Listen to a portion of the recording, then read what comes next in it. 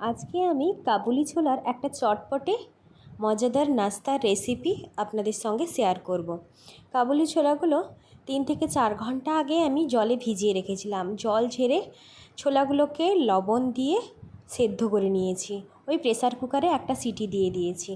এরপর ওই কাবুলি ছোলাকে জলটা ঝারিয়ে নিয়েছি, যাতে না কোনো জল থাকে, একদম শুকনো শুকনো। তারপর আমি 1 চামচ কর্নফ্লাওয়ার, 2 চামচ চালের গুঁড়ো, আদা বাটা, রসুন বাটা আর অল্প পরিমাণ লঙ্কার গুঁড়ো দিয়েছি, দিয়ে মাখিয়ে নিয়েছি। তারপর অল্প পরিমাণ একটু জল দিয়েছি, একদম শুকনো শুকনো হলেও ভালো লাগবে না, তাই একটু জল দিয়েছি। জল দিয়ে এইভাবে হাতের সাহায্যে মাখিয়ে নেব। একদম প্রথমেই বেশি জল দিলে আবার বেশি জল হয়ে যাবে, তাই আমি অল্প পরিমাণ জল দিয়ে এইভাবে মাখিয়ে নিচ্ছি।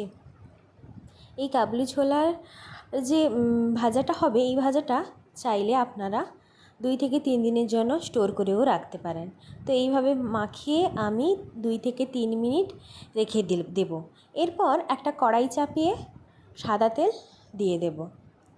সাদা তেলটা একটু বেশি পরিমাণ দেব, একদম ছেঁকে নেব, মানে তেলে ভেজে নেব কাবুলি ছোলাগুলো। তেল ভালোভাবে গরম হওয়ার পরই আমি কাবুলি ছোলাগুলো দিয়ে দিলাম। ছোলাগুলোকে খুব একটা লাল লাল করে ভাজবো না, তবে মোটামুটি যাতে হালকা কালার চেঞ্জ হয় সেরকমভাবেই আমি ভাজবো। তো এই ভাজাগুলো বেশ কুড়মুড় করবে, সন্ধ্যাবেলায় চার সঙ্গে খেতে খুব ভালো লাগবে। তো আপনারা অবশ্যই এইভাবে একবার কাবুলি ছোলার ভাজা করবেন এবং স্টোর করে রাখবেন 2 থেকে 3 দিনের জন্য, যখন ইচ্ছা খুশি খেতে পারবেন। তো এরপর আমি ভালোভাবে 2 বার ভেজে নিলাম, একবারে তো হবে না, তাই আমি প্রথমে কিছু পরিমাণ দিলাম এবং ভাজবো লাল করে।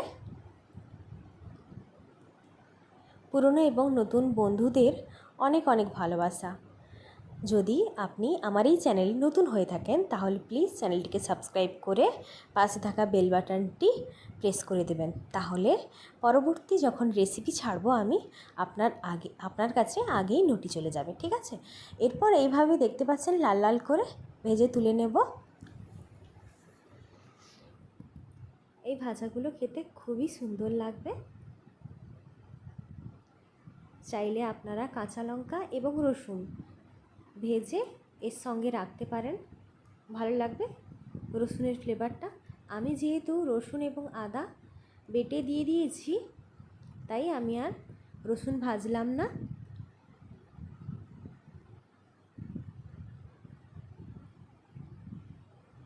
প্রথমবার ভাজা হয়ে যাওয়ার পর আমি দ্বিতীয়বার বাকি যেটা ছিল সেটা দিয়ে দিয়েছি, দিয়ে ভেজে নেব। ভাজার পর তেলটা ঝাড়তে একটু সময় লাগে, তাই ধৈর্য সহকারে ছাঁকনি দিয়ে ভালোভাবে ছেঁকে নিতে হবে তেলটা।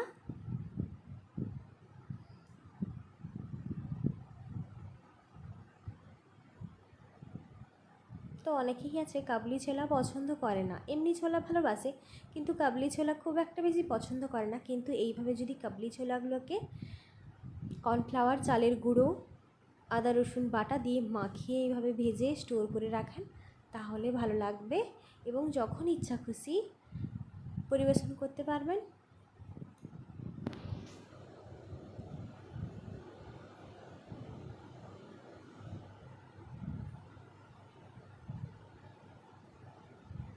গ্যাসের ফ্লেম আমি হাই করে এই ভাজাটা ভেজেছি, লো করিনি, একদমই লো করিনি।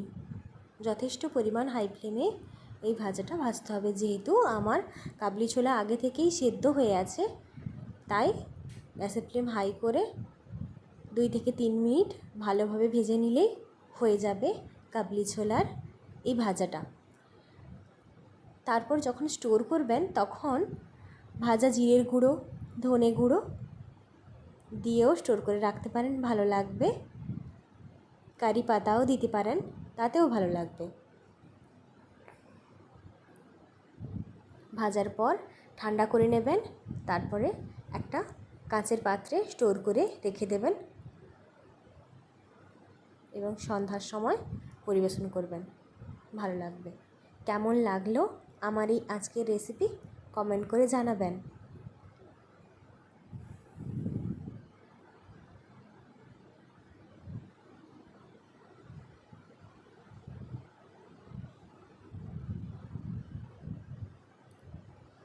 এই যে দেখতে পাচ্ছেন ফাইনাল লুক। এইরকমভাবে আমি হালকা লাল এবং বাদামি বর্ণের হয়েছে, এরকম করে ভেজে নিয়েছি। আপনাদেরকে দেখাচ্ছি কতটা ক্রিস্পি হয়েছে।